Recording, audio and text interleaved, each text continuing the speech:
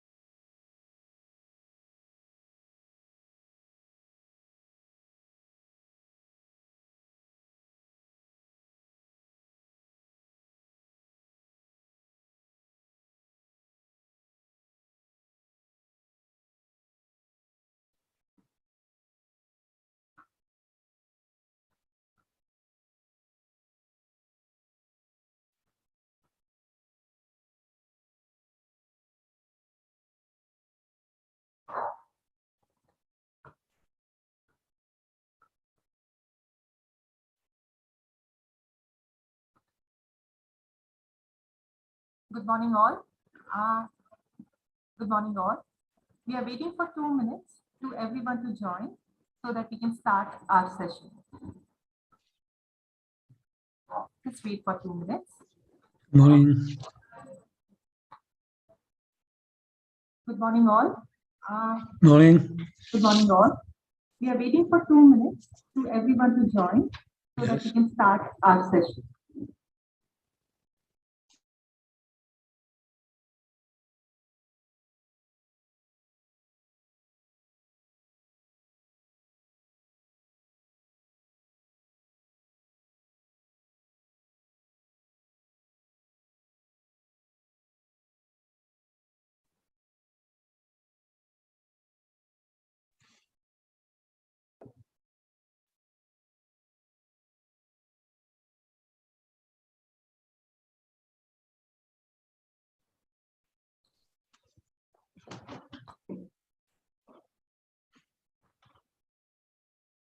Namaskar and a very good afternoon to all our distinguished guests and delegates from Asia, and golden morning to all our guests and participants from India. I, Dr. Richa Sharma, welcomes you all in inaugural session of the 21st Science Council of Asia and Conference hosted by Indian Council of Social Sciences from Asia, New Delhi from 15 to 17th March 2022. As we know, the Science Council of Asia is an international scientific organization founded in the year 2000 by Asian Science Academy and other national scientific organizations. It aims to provide collaborative platform to all scientists from all fields for promoting scientific exchange and cooperation in Asia, and to develop and promote a holistic vision focusing on sustainable development and improvement in quality of life. At present, SCA is comprised of 31 academic organizations in Asia, and its conference has been held annually since 2001. This year, the 21st SCA conference is hosted by Indian Council of Social Science Research, New Delhi. ICSSR was established in the year 1969, and it is an autonomous body working under the aegis of Ministry of Education, Government of India. It is an apex national nodal council for promoting and funding social science research in India. It is the single largest agency involved in funding of social science research to the universities, colleges, and research institutions in the country. We at ICSSR feel honored to organize 21st SCA conference and bring 36 best presentations, 5 lead papers, and 5 keynote addresses on the theme of the conference, that is science, technology, and social science research together for a better world. Not only this, the conference is also including action plan for a better world by incorporating deliberation on future Earth and activities in Asia prepared by India, China, Japan, South Asia, Japan. So without taking your much time, I would like to invite Professor Jang-Moo LEE to give welcome remarks. Professor Jang-Moo LEE is President SCA and also President National Academy of Sciences, Republic of Korea. Sir, over to you.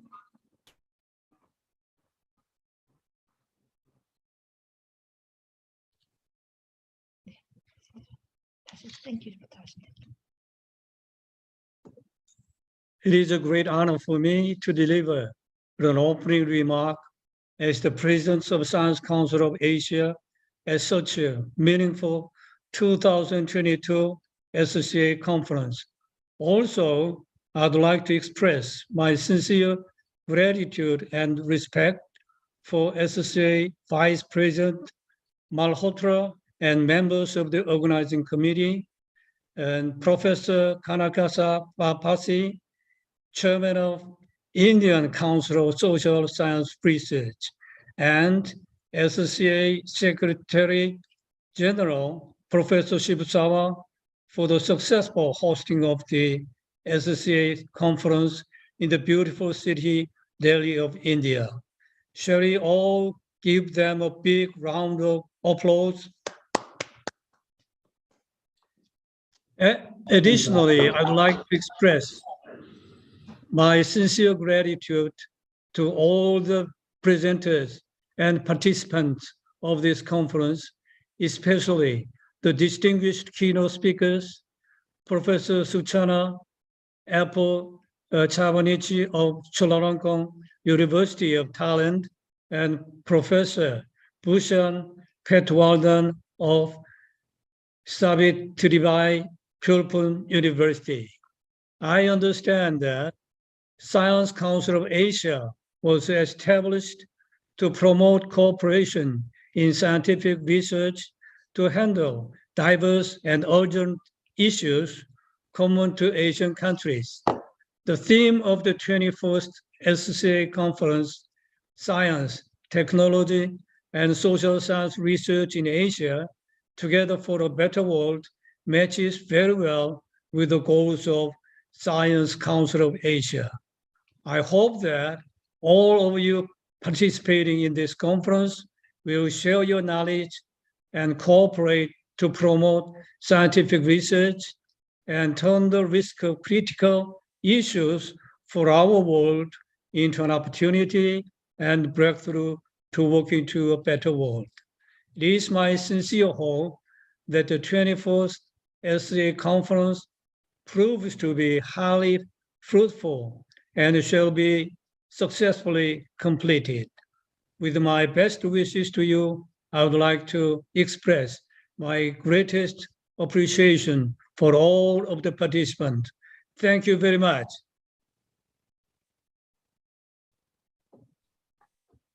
Thank you, sir. Thank you. For your kind and edifying words.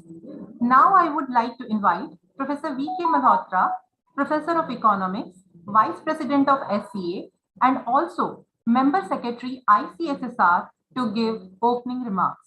Sir. Thank you, Dr. Richa Sharma. I hope I'm audible. We have the very august presence of Professor Jang-Moo LEE, the President, Science Council of Asia, who is also President, National Academy of Sciences, Republic of Korea. We do have the presence of Professor P. Kanak Sabapati, the Chairperson, Indian Council of Social Science Research. I do see the keynote speakers, Professor Suchana Apple Shanavik and Professor Bhushan Patwardhan, who would be delivering the keynote addresses on this occasion. Before I introduce ICSSR, SCA, and this conference, I would like to welcome you all to the 21st Science Council of Asia conference being organized virtually by Indian Council of Social Science Research, New Delhi. As Member Secretary of ICSSR and as Vice President of SCA, I'm deeply honored that this important conference is being held in virtual format in India. The theme of the 21st SCA conference is Science, Technology, and Social Science Research, Together for a Better World. As we all know, the last couple of decades have witnessed remarkable surge in the interest for multidisciplinary and transdisciplinary researchers, having the best of science, technology, and social science researchers working on the themes of common and converging interest for betterment of societies.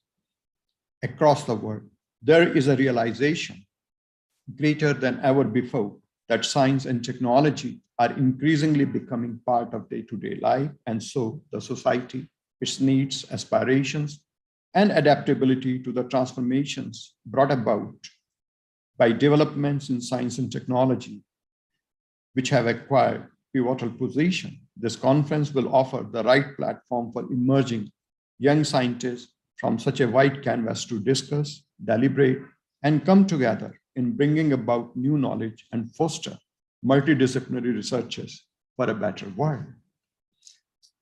This is in brief about ICSSR, which was established in 1969 by the Government of India to promote and fund social science research in the country. It is the apex social science research body funded by the Ministry of Education, Government of India. And this is how we aim at funding researchers in the country. Next, please. This is our significant role in terms of promoting research, advising the government on socio-political and economic issues and all developmental issues also. We have a network of 24 research institutes, 6 regional centers, and 5 recognized institutes. We do fund publication of journals and books and strengthening of professional social science organizations or associations. We have our data center and library, which is very popularly known as NESTOL. Next. As far as our engagement with SCA is concerned, the Science Council of Asia is a regional organization of Asia established in May 2000, following a series of annual conferences called the Asian Conference or the Asian Conference on Scientific Cooperation, which were held in Tokyo and hosted by Science Council of Japan. The founding countries of SCA are India, China, Indonesia, Japan, Republic of Korea, Malaysia, Philippines, Singapore, Thailand, and Vietnam. The purpose of SCA include to exchange information on the current status of science among Asian countries, to promote collaboration and cooperation in a wide range of fields of science in the Asian region, and to advance mutual understanding and trust among scientists in Asia. Next, please. SCA is a rich organization in the sense that it has 31 member organizations from 18 countries. And there are no limits on the scientific organization becoming members of SCA from the same country. Next, please. As far as SCA conferences are concerned, we are starting today, or we are in the inaugural of the 21st conference, and the next is likely to be held in the Republic of Korea, and 23rd is to be held in Bangladesh. And you could have a look at this list of how from 1st to 20th conferences of SCA have been organized. Next, please. As far as this conference is concerned, starting with its first conference, the SCA has focused on sustainable development as its main theme in an effort to discern the best way for humanity to conduct and expand its activities in light of the fact that the Earth's resources are finite. It may not be possible to formulate a single model that is applicable to all member countries because Asia is economically and culturally very diverse. Nonetheless, we believe that it is vital we gather under the banner of SCA, take the initiative in establishing a vision for sustainable development in Asia through dialogues among member countries and strive to achieve the ultimate goal of developing Asia into a more prosperous, harmonious, and greener region of the world. Next, please. This is about the next two conferences. Next, please. SCA, as far as annual conferences are concerned, it focuses and leverages the multidisciplinary and transdisciplinary researchers, having the best of science, technology, and social science researchers working on the theme of common and converging interests for the betterment of societies across the world. Science and technology are increasingly becoming part of day-to-day life. Understanding the social implications of the newer applications of science and technology has become critical, given the dynamics of social changes with developments in science and technology. The pervasive use of science and technology in decision-making processes, such as consumption, production, use of such knowledge in medical sciences, and even application of ICTs in addressing the complex situations that are encountered by people and governments have made it imperative to study science and technology and social science together for a better and holistic understanding. It is being recognized to a growing extent that while science and technology studies need a more human and social approach through the integration of social science theories, framework, and understanding, whereas social science studies can gain objectivity and enrichment from greater orientation towards empirical and evidence-based researches in science and technology domains. As far as this 21st SCA annual conference is concerned, of which the broad theme is science, technology, and social science research together for a better world, the sub-themes include science, technology, and public policy in a larger social, historical, and ethical context, science, technology, and society for SDGs, science, technological transformation and future Earth theories and applications, socio-technological transitions and key economic sectors, social construct of scientific and technological development, role of science and technology and social science in emerging research fields such as biomedical science, information science, and the natural sciences. Frameworks, approaches, methods for science and technology and social sciences studies. Social science paradigm with emerging big data, artificial intelligence, and blockchains. The research has primarily been categorized into two groups: understanding science and technology researchers as social institutions, and assessing and mapping the impact of science and technology on society and various aspects of societal development, such as social structures and systems, environmental aspects, peace, and other human dimensions. However, recent developments and emerging contemporary challenges, such as rise in new form of information technology, such as application of artificial intelligence, machine learning, blockchain technology, and such technological developments, and also the risk posed by imminent threats such as climate change, have brought new set of challenges for both science and technology as well as social science researchers. It requires innovative methods and holistic approaches to understand such challenges and devise ways of addressing these challenges in meaningful ways. Obviously, these challenges cut across disciplinary boundaries and require systematic and integrative approach. 21st SCA conference will offer the right platform for engaging young scientists from such a wide canvas to discuss, deliberate, debate, and rise to such challenges in bringing out new knowledge and foster multidisciplinary researchers for a better world. Next, please. These are some of the places that we would take you through on 17th when we have virtual tour of India and Delhi. So I once again, next please, I once again welcome all the dignitaries and participants to this 21st virtual conference of SCA. Thank you very much. Thank you, Professor Malhotra, for your generous annotation and enlightening words. Moving further, now I would like to invite Professor S.K. Satheesh, Director, Future Earth Global Hub South Asia, Chair Divecha, Center for Climate Change, Indian Institute of Science, Bengaluru. Professor Satheesh is an Indian meteorologist known for his studies on atmospheric aerosols and in an elected fellow of all three major Indian science academies, that is, Indian Academy of Sciences, Indian National Science Academy, and National Academy of Sciences, India, as well as the World Academy of Sciences. Currently, as the Director of Future Earth GSH South Asia, Professor Satheesh is responsible for entwining his knowledge for action plan for sustainable development. Sir, I invite you to give brief remarks to this August gathering. Sir. Thank you. Good morning, good afternoon, good evening to all. First of all, I would like to thank the organizers for inviting me to say a few words.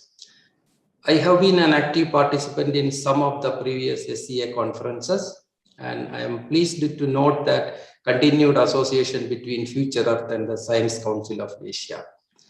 As an organization with an objective of connecting various sustainability researchers and innovators with the decision makers and ground level action towards sustainable development, Future Earth appreciates the support of networks like Science Council of Asia.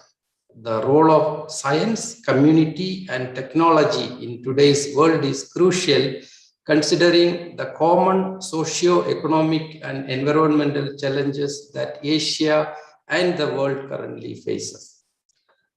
Future Earth continues to build its networks between scientists, policymakers, and communities across the globe, and its growth, specifically in Asia over the past few years, have been very impressive.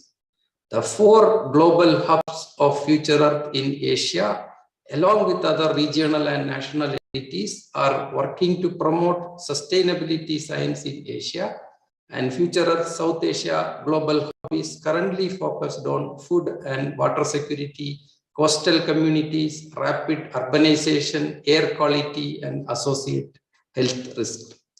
And many of our programs integrate sustainable development goals and climate targets of Paris Agreement to accelerate the change necessary to address the above mentioned issues. Various transdisciplinary approaches are being explored for the well-being in Asia. Global hubs in Asia and other global hubs across the globe are working towards strengthening and building networks that foster, I quote, a sustainable and equitable world for all, where the societal decisions are informed by openly accessible and shared knowledge, I unquote. We would be very happy to engage with all participants attending this conference in various capacities, and I am sure that this conference will contribute towards a growing network of scientists and researchers in Asia. On behalf of Future Earth South Asia Global Hub, I wish you all a very productive conference ahead. Thank you very much. Thank you, sir, for sharing your thoughts, knowledge, and research experience with us. Indeed, it's highly inspiring. To move ahead, now I would like to invite Dr. Suchana Chavenich to give her keynote address. Dr. Suchana is a professor of oceanography with the Department of Marine Science, Chulalongkorn University, Thailand. She is also considered to be Thailand's first female scientist to go diving in Antarctic and Arctic. Her research work on Arctic, Antarctic, and coral reef has inspired Thai and young people on the value of marine ecosystem. She is also a Sustainable Ocean Ambassador appointed by UN AFMA FAO Annex. She has a broad base of ecological research interest, and her research focuses on conservation and restoration of marine ecosystem and its impact on climate change and marine debris. Once again, I invite you, Madam, to give your address on coral restoration in Southeast Asia using science and technology and how to move forward. Madam. Good morning, everyone. First of all, I would like to thank organizing committee for allowing me to join this event, and I'm honored to be with you all today. So today I would like to share with you about how we use science and technology to a better coral restoration in Southeast Asia. And this presentation is a part of a coral conservation and restorations in the Western Pacific, which is under UNESCO Intergovernmental Oceanographic Commission for the Western Pacific, or UNESCO IOC WESTPAC. And these are the example of the activities that we do. We do a lot of technology transfer related to the coral restorations and conservations between countries in the Western Pacific. As we all know, that coral reefs supply a number of valuable and vital ecosystem services and goods, such as food provisions, shoreline protections, erosions, regulations, and so on. However, unfortunately, coral reefs are currently under several chronic human impacts, such as overfishing, pollutions, increase of the sedimentation, eutrophications, and coastal developments. But actually, we can divide the impact into two types. One is the local impact, and the other one is the global impact. So, as I mentioned earlier, there are several factors contributing to the declining of the coral reef around the world right now, but can they be able to recover back by themselves without help from us? We are not sure, since we are the one that create all those threats. So what we can do is to have a good management, good implementation, try to reduce all those threats, and then restorations and rehabilitation can come. We cannot deny that many countries, particularly in the Western Pacific regions, in the Southeast Asia regions, have been using coral restorations as a tool to increase the populations of the corals in the area by integrating the science, knowledge, and the technology together. And we hope that at least this will one of the way to help a bit, and the coral can come back rather than let them recover by themselves, since we cannot wait for so long. Now, particularly in the Western Pacific region, coral restoration is not just only for scientists, but many private sector and the company are also very much interested in this and would like to get involved, not because of the CSR or corporate social responsibilities, but they also find an opportunity for a win-win situation. Now, I would like to share with you a bit more on detail about coral restoration technique in the Western Pacific region, particularly in Southeast Asia regions, how we use science and technology together for a better coral restoration technique. Physical restoration is one of the popular techniques in Southeast Asia region. Physical restoration is defined as a repair of the reef environment from an engineering approach. Artificial reef creations is a common technique used for this physical restoration in Southeast Asia area. Various artificial structures, for example, rock, concrete, like a reef ball, ceramics, like a eco reef, or a carbon steel structure like a biorock, can be seen around these regions. This is also one of the most common techniques using in Southeast Asia regions. Both fragment and nubbing can be used. So for this, asexual propagation is a quick and simple technique for a rapid restorations of degraded reef with a limited impact to the parent colony. So this technique actually is good and is suitable when the donor sources are available and when the resources are limited and high-level technology or technique are not available. Another technique of biological restoration is sexual propagation. For sexual propagation, it had been started in Southeast Asia about 10 years ago. In this technique, we need to consider the needs of the land-based facilities for producing the larvae and their subsequently survival as an attached juvenile coral that can be outplanted to the natural reef later on.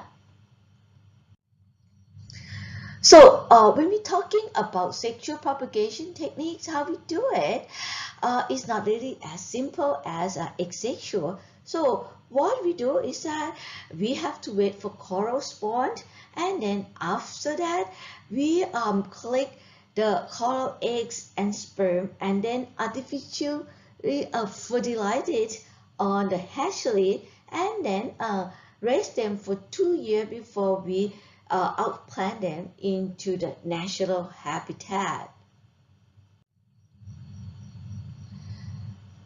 So actually right now for these techniques, we can close the circle. So what it means is that, for example, in Thailand, we found that once we fertilize them and raise them until 5 years old, they can produce egg and sperm again. So they become a mature state when they reach the 5 years old. Compared to Philippines, it takes about 3 years, and Japan, it takes about 4 years for coral to become a mature stage.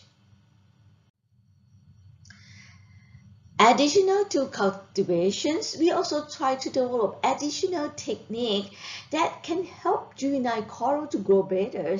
As I just mentioned to you earlier, that we have to raise the coral in the hatchery for 2 years, and it's quite a long time, and also it's cost quite a lot. So how we can reduce those 2 years time? So for example, maybe we can put the food, additional supplement food to the coral, or put additional light to them so that they can grow faster, and we don't really need 2 years to raise them. And this is an example. We can add supplement food for the coral.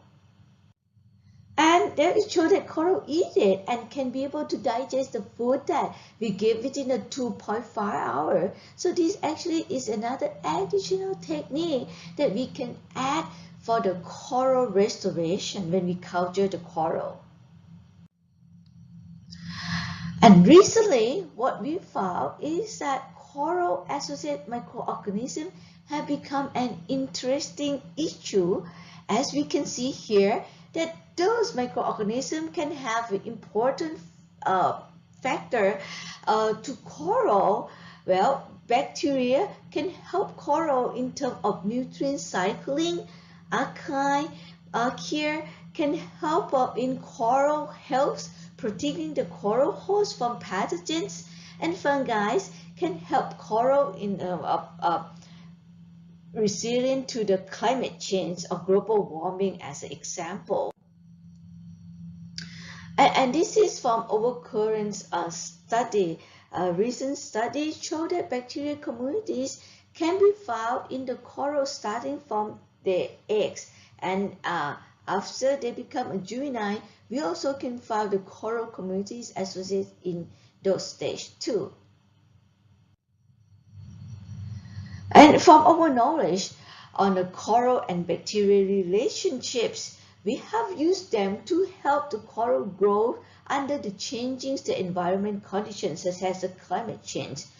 For example, in this study, they inoculate the coral with the beneficial microbe and found that those bacterial cocktail make the recruiting of the juvenile coral better. Well, to be a bit more advanced technique for the coral conservation of cultivation, now we are working on the cryopreservation in these Southeast Asia regions. So what is the cryopreservation? Cryopreservation is a technique for freezing the tissue or cell to preserve for use at a later date. So cells are stored at the ultra low temperatures, about minus 196 centigrade.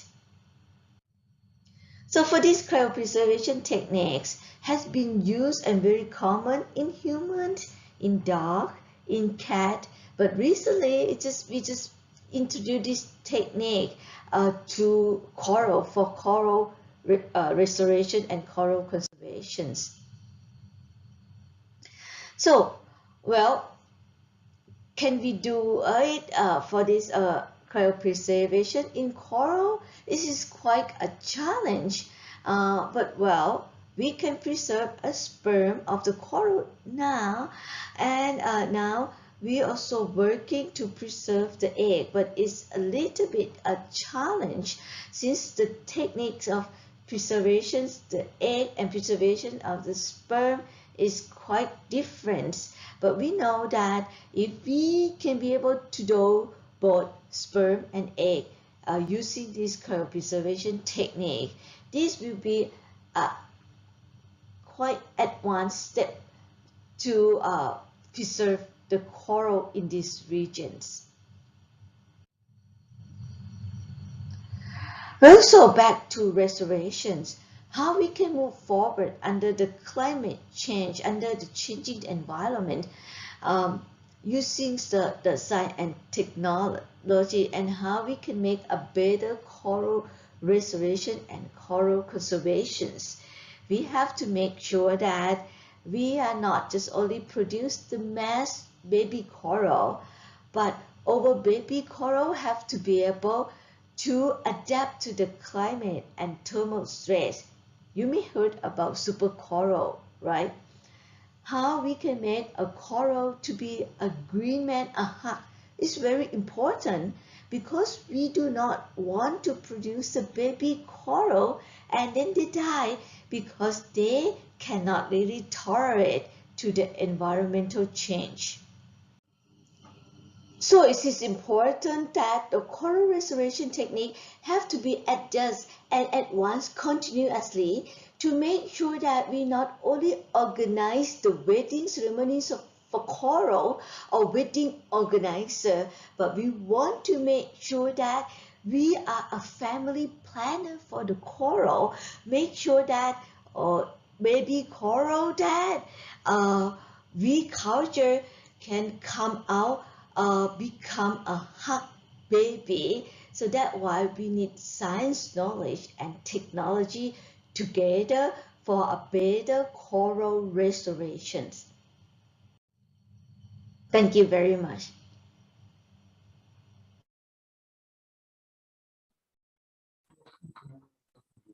Thank you, madam, for this wonderful presentation. I'm sure your research will certainly contribute in understanding the techniques and importance of coral conservation and restoration. Now, I would like to invite Professor Bhushan Patwardhan to deliver second keynote address of the ceremony. To introduce, Dr. Patwardhan is presently the Vice Chancellor of Symbiosis International University and Distinguished Professor, Interdisciplinary School of Health Sciences, Savitribai Phule, Pune University. Professor Bhushan has over 40 years experience in higher education, scientific research, and institutional governance. He is one of the top cited biomedical scientists who is Fellow of National Academy of Sciences and National Academy of Medical Sciences, India. Until March 2021, he was Vice Chairman, University Grant Commission and Chairman, Additional Charge, ICSSR. Currently, he is Chairman of the Interdisciplinary R&D Task Force of COVID-19 and member of Advisory Committee constituted by the Ministry Ayush. He has worked on several policy-making committees and task force of National Knowledge Commission, Planning Commission, Niti Aayog, and others. He has made original contribution in evidence-based Ayurveda, especially in Ayurvedic biology, anthropharmacology, natural product drug development, and integrative approaches to improve public health system. Sir, I invite you to give keynote address on science, technology, and public policy in larger social, historical, and ethical context. Sir. Thank you. Thank you, Richa Sharma ji. Am I audible? Yes, sir. Yeah, thank you. Professor Jang-Moo LEE, President of Science Council of Asia, Vice President, and my colleague, Professor K Malhotra, who is also Member Secretary of ICSSR. I must compliment both of you for organizing this wonderful conference. And I'm so happy that ICSSR is connected with and collaborating with Science Council of Asia for this important activity. Thank you, Professor Satheesh from Indian Institute of Science, who's also very well known for his contributions to climate change, for his introductory remarks, and also acknowledge presence of Professor Kanak Sabapati, who is current chairman of ICSSR. I plan to give a very broad view on science, technology, and public policy in the larger context of social, historical, and ethical perspectives. And I'm going to see or take up three important parameters for this, and they are related to prioritizing planet, people, and profits. As you know, Sustainable Development Goals have talked about kind of 5 P's, in which people, planet, they have also talked about peace and participation and others. So I have combined remaining P's into 1 P, and I've coined it as profit. So planet, people, and profit, that's what my talk is going to be about. And because my work is more in health sciences, the examples which I'm going to take are from health sciences and environmental sciences as well. So let me start. I'll see if I can share my screen. Yes. Share. Is my screen visible? Yes, sir. Yeah. Thank you. And First, let me talk about planet. When I talk about planet, I remember that a wonderful lecture which Carl Sagan gave at Cornell University in 1994, in which he showed that photograph, and even today, if I look at this photograph, he called it as blue dot, a pale blue dot. It's a photograph of planet Earth taken on February 14, 1990 from a Voyager, and from a record distance of about 6 billion kilometers. And Carl Sagan, in his own lucid style, talked to Cornell faculty, but the essence of that, what he was telling us is, look, this is where our home is, this blue dot. And this is where all the superstars, all the supreme leaders, every saint and sinner in the history of our species lived here only. And this is just nothing more than a mote of a dust suspended in a sunbeam. So that shows us where are we. From there, when I take you to recent publications from Science, which is one of the reputed journal, all of us aspire to publish in it. And now there is a consensus among scientists that we already have entered from Holocene epoch to Anthropocene. And this means really something very serious. What does it mean is, and Nature article showed that the global human made mass actually exceeds all living biomass. For example, if you take the anthropogenic mass, which includes plastic, about 8 gigaton, and infrastructure, which may include concrete and all other kinds of infrastructure, 1100 gigaton, as against our plant biomass, 900 gigaton, and animal mass, just 4 gigaton. So if you see animal biomass, plastic has surpassed, almost double than what animal biomass is. And plant biomass, which used to be at one point of time the highest biomass on the earth, concretization has also taken that over. Why I'm giving you this background before going to the main parameter is, today the Human Development Report also, if you see 2020, the next frontier, the human development and the Anthropocene, it is suggesting us many things. It's a beautifully done report, and suggesting us that new indicators for development and progress are necessary. And Professor Malhotra also has done a lot of thinking about this. The Human Development Index, which is now, they're saying that we need to add one P before HDI and make it PHDI, and P stands for Planetary Pressure Adjusted HGI. So this is something very innovative concept they have come out with. They're also saying that GDP need not be restricted only to goods and services, but GDP also should include the citizenry, equal opportunity, safety, well-being, and peace-related aspects. So we have to broaden our horizon. In the Anthropocene, it is essential to do away with stark distinctions between people and planet. So let's start with people. I'm going to go a little quickly, not explain every slide, but I will be making points. And if time permits, we can expand on those points which others may raise through questions if there is time. So as I mentioned, I will take example of health and environment, which is my work. Today, we are really facing a major global crisis in healthcare. And this is despite huge contributions of biomedical advances, contributions coming from drug discoveries, many new drugs and everything, means we have many new surgeries, robotics is coming up, artificial intelligence is coming up. But despite all this, when you look at the real picture, the affordable and accessible healthcare seems to be still a very distant dream from majority of the population on this earth. The high-tech interventions of biomedicine are becoming too myopic. The societal expectations about drug safety and efficacy are rising on one side, and on the other side, people are looking beyond diseases treatment to their true health and wellness.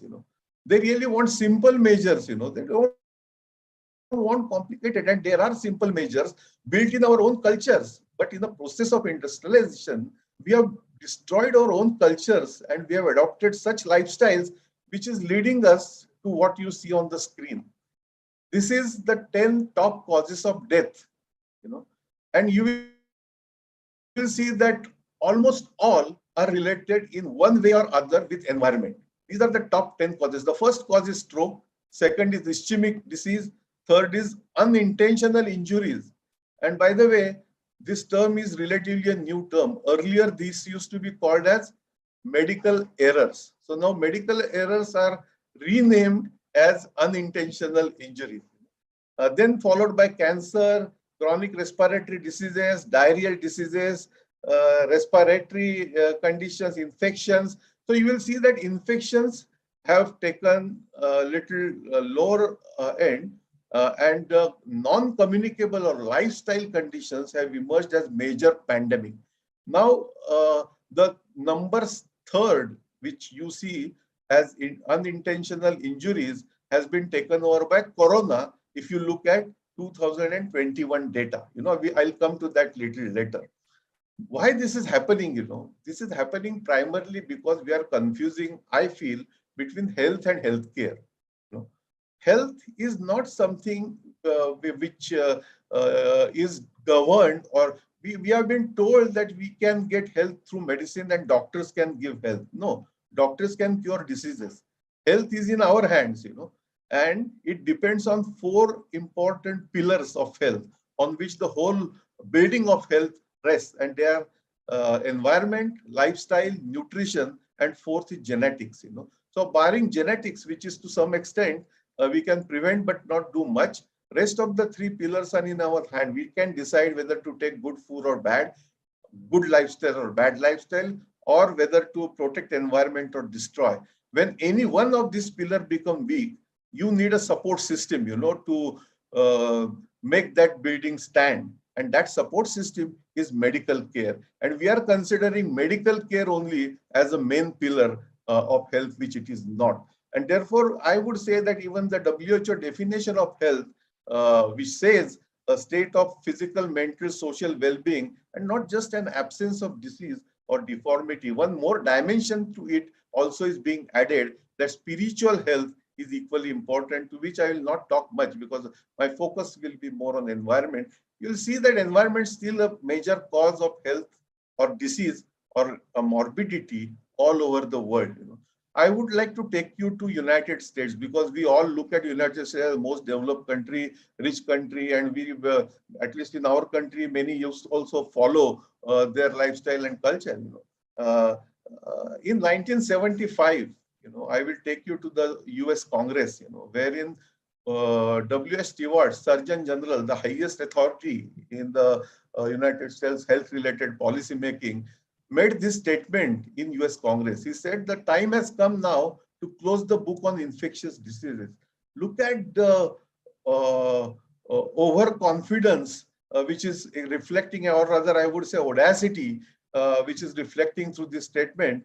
Because this statement was all backed by evidence. He cannot make a common casual statement in US Congress. But look what happened after 1975. After 1975, practically every year, a new infection or new disease has emerged. 75 itself, Lyme disease, 77, hantavirus pulmonary syndrome, 78, Legionnaires disease, 78 again, toxic shock syndrome, then AIDS we may know. Many of these names, many of us may not know also, excepting AIDS, Ebola, or to some extent SARS, swine flu, bird flu, Zika, Nipah, and now COVID-19, obviously, we all are facing.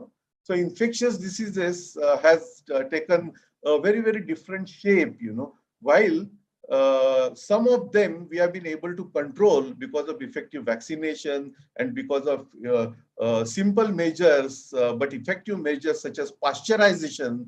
We could control diseases like diarrhea or control diseases like smallpox. So they went down, but many diseases have gone up. Again, I'm not going to explain you more why this is happening. This is happening because virtually all pathogens which we regard as new previously existed in nature.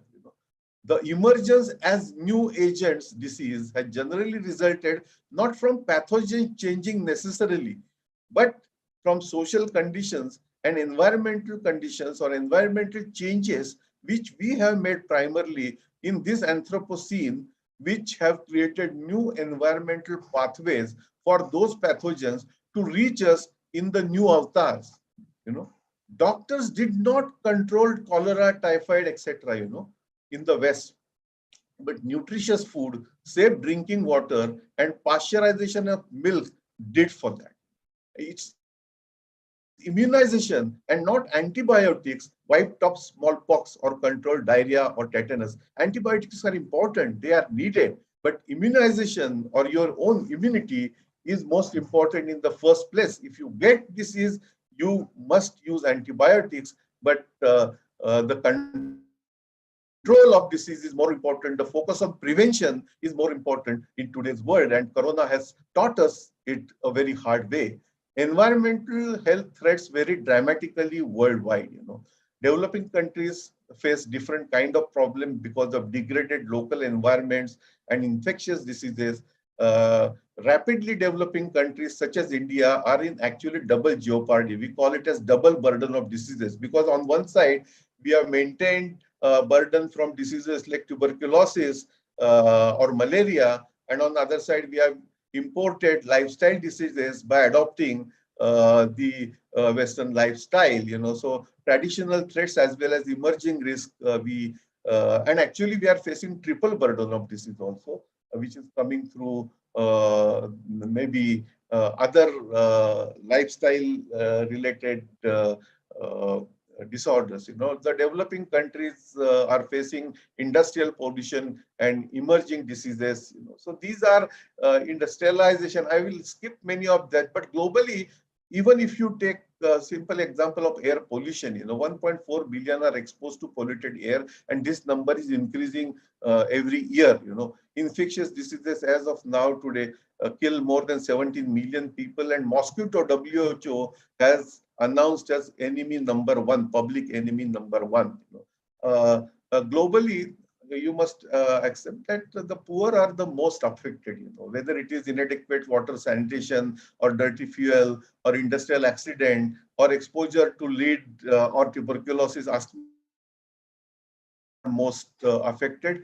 And the simple environmental interventions which are necessary, which can control several conditions and protect us, we are ignoring them, such as access to water and sanitation. More investments in this can really save a lot of expenses on healthcare or medical care.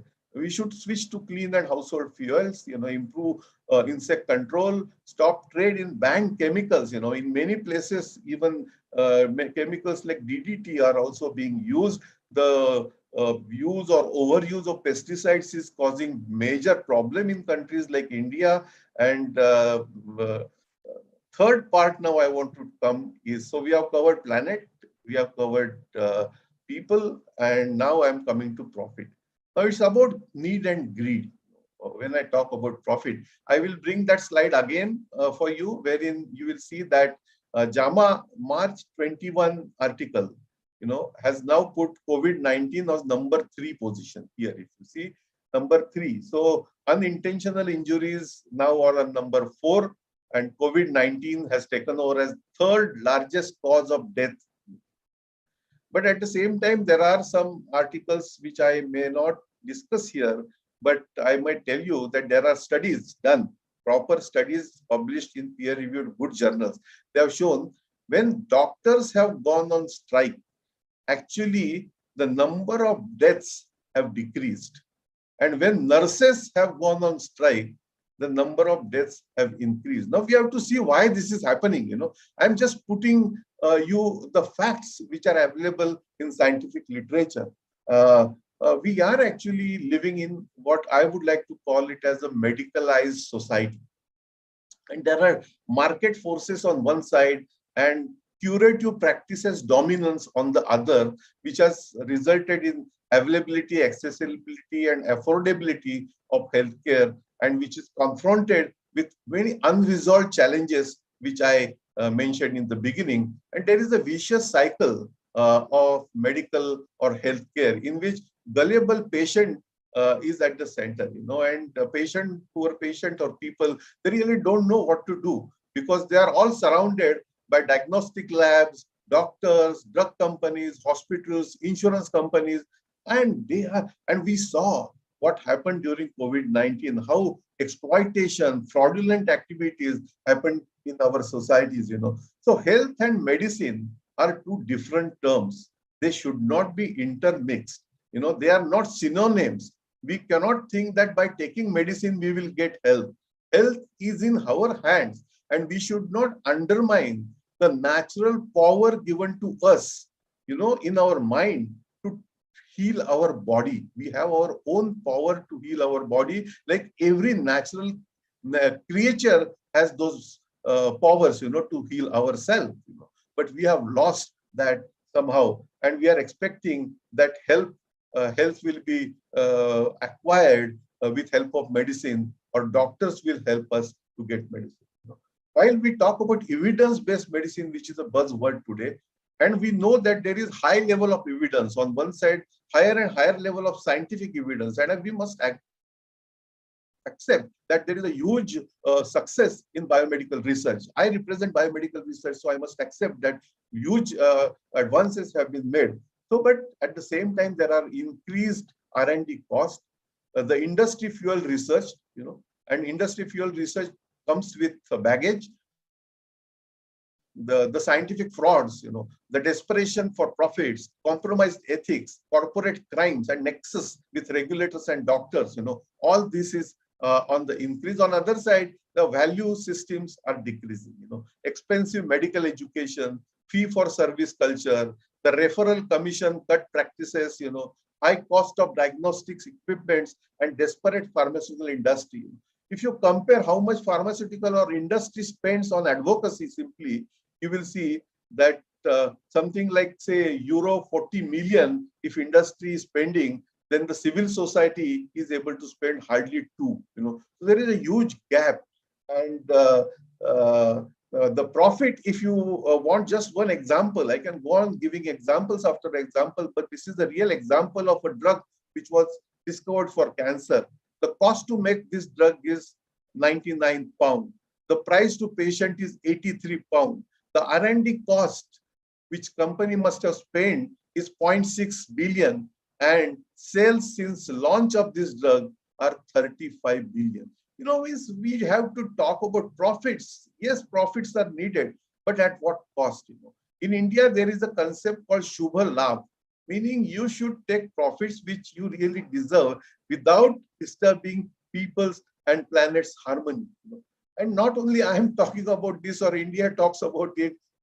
If you look at Lancet, which is one of the most reputed journal, Lancet ran a series of articles, and in which John Evanidis, whom I respect a great, from Matrix, Stanford University, he published excellent article, why most published research findings are false. He's talking more about clinical research. And there is data to show that 85% research which is done in biomedical sciences is going actually to waste. And many research are not reproducible. Why is this happening? Medical overuse and low value care is another major problem which we are facing. Many journals and many scientists have come out with very, very bold steps in this direction, such as Less is More series published by JAMA, or choosing wisely, or too much of medicine, or the right care.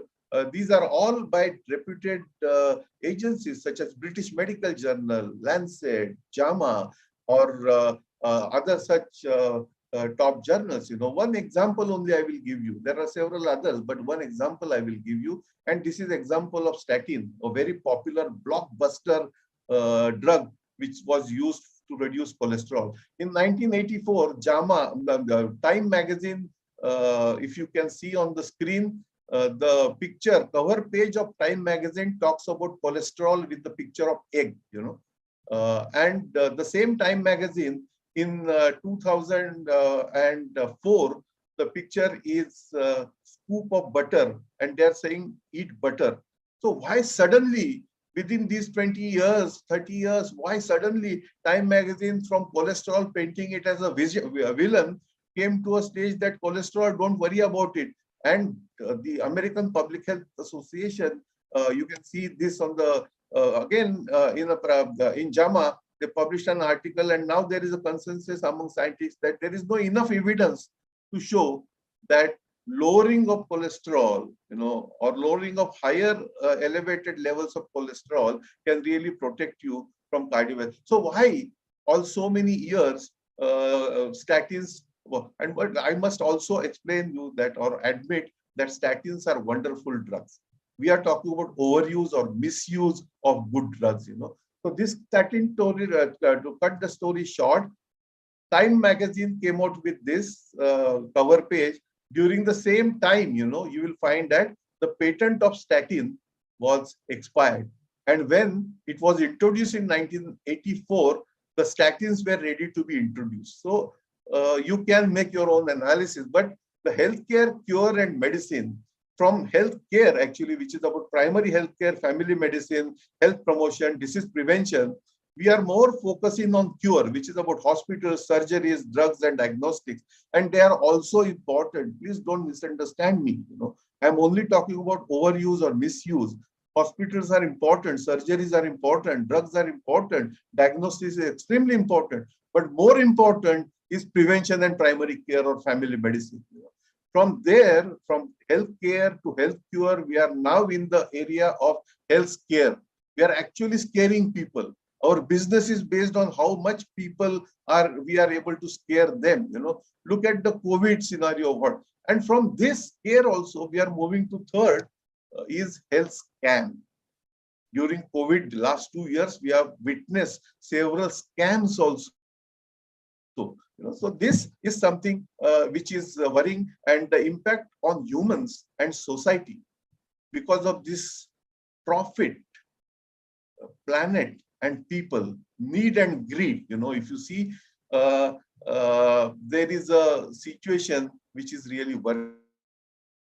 But I must also tell you that the progressive pharmaceutical industry particularly, or in general responsible industry, now has recognized that business and profits linked to sufferings and agony of the people cannot be sustainable. How can I say that I will go on planning that more and more, I hope that more and more people fall sick, therefore my profits will increase? This kind of a strategy is not going to be sustainable. So coming back again to sustainable development goals, if you see 2017, this blue dot, our planet Earth, the picture which you see today, and the picture which scientists have developed, if we continue in the same fashion, what will happen to this blue dot in 2017, our eyes are... I also would like to ask this question, for whom scientists have been working so far? Are they working really for people, or they are working for businesses? These are the questions which I would like to really raise. And my questions come from primarily report published by European Environmental Agency, and it's a wonderful report, and I advise that those who are interested in this subject must read this report. Late Lessons from Early Warnings. This is the title of the report. And I'm not going to read what Professor Jacqueline MacLeod, Executive Director of EEA, wrote in a preface in volume 2 of Late Lessons from Early Warning. But if you read what she's telling, there is a major loss of mutual trust, values, ethics, and integrity for sustainability. There has been a massive breakdown, in the whole system. That's what this report has talked about, quoting Stephen Green, his publication in 2019, talking about good value, reflections on money, morality, and uncertain world. So actually, if you see,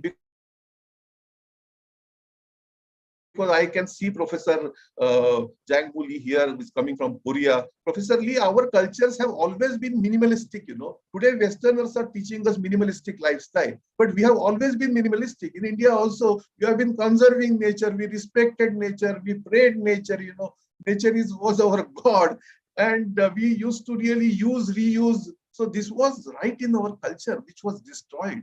the colonial mindset, which even today continues in our country, at least, which has crept up in education system also. So we were taught many wrong things, many wrong narratives were propagated in our country. So because this is now with ICSSR, I would appeal, you come from science and Professor Malhotra coming from social science, there is a dire need that social scientists and scientists sit together. These silos we should really break.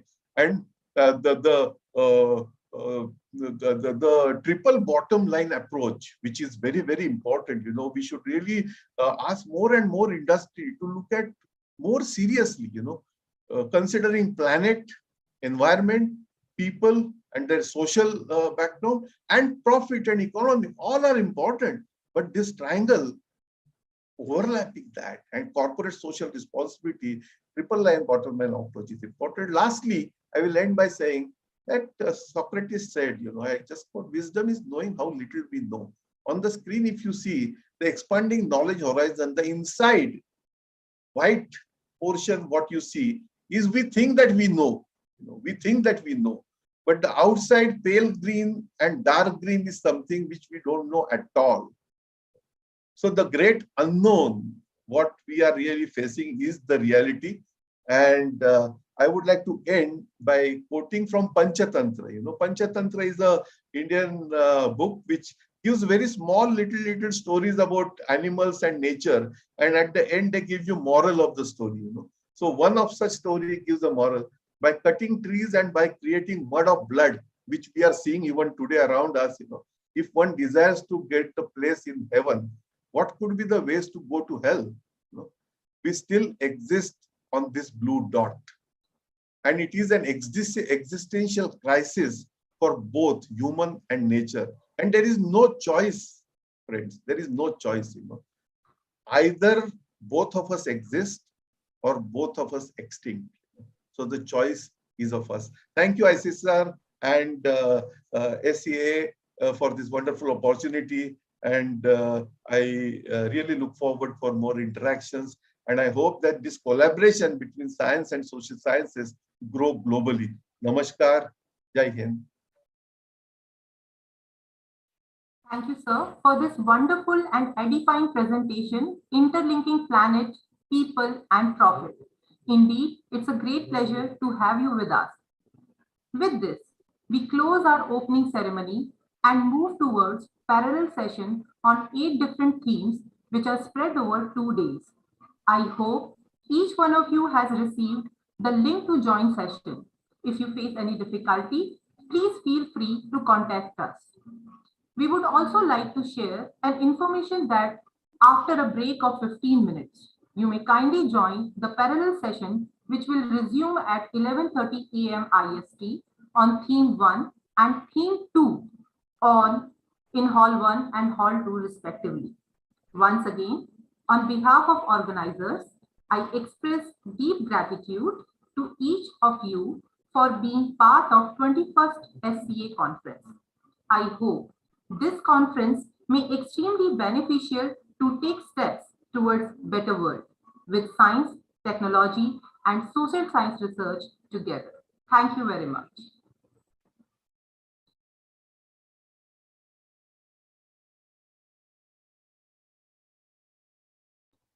With this, we end our session here. Thank you very much.